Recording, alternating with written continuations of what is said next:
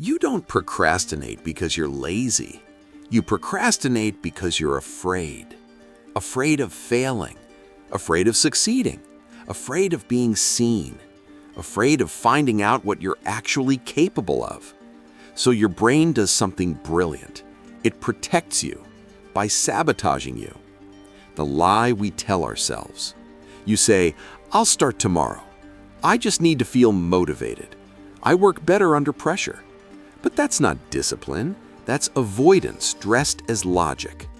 Procrastination is not a time management problem. It's an emotional regulation problem. Your brain isn't asking, "Is this important?" It's asking, "Is this safe?" And growth is never safe. The fear of failure. When you delay something meaningful, you protect your ego.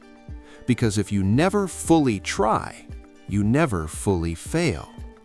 If the project doesn't succeed, you can say, "I didn't really try."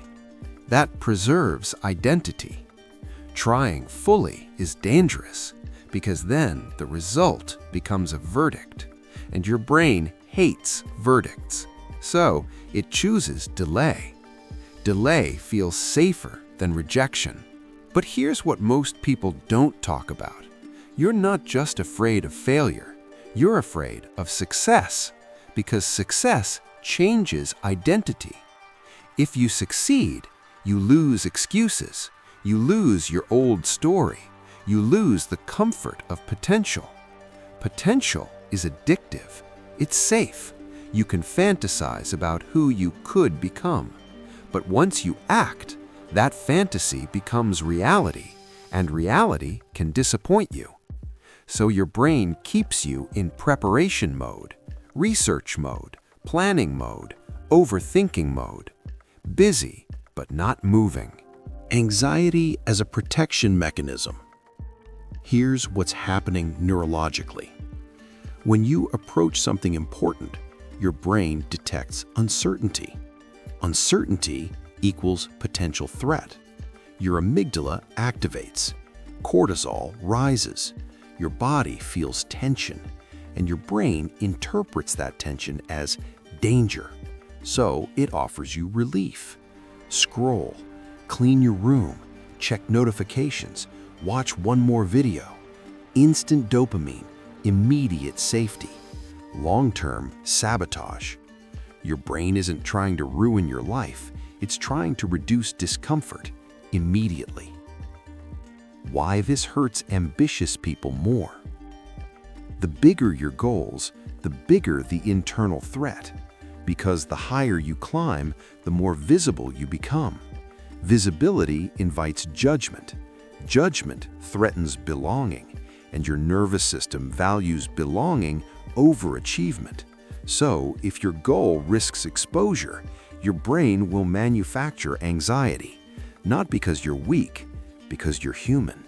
The brutal truth: you are not stuck because you lack ability. You are stuck because success requires identity expansion, and identity expansion feels like death to the ego. The old version of you must dissolve. That's uncomfortable, so you stall. Not because you can't move, because moving forces transformation. How to break it without motivation nonsense. You don't defeat procrastination with motivation, you defeat it with exposure. Shrink the threat, make the task embarrassingly small. Detach identity from outcome. The result is feedback, not a verdict. Act before you feel ready. Action reduces anxiety faster than thinking. Get comfortable being seen imperfectly, because what you call procrastination is often fear of stepping into a version of yourself you don't recognize yet. Procrastination isn't laziness, it's self-protection. But protection has a cost. Every delay reinforces the identity of someone who almost does things, and the longer you stay there, the more comfortable almost becomes. The question isn't, why am I procrastinating? The question is, what am I afraid will happen if I actually succeed? Sit with that. Subscribe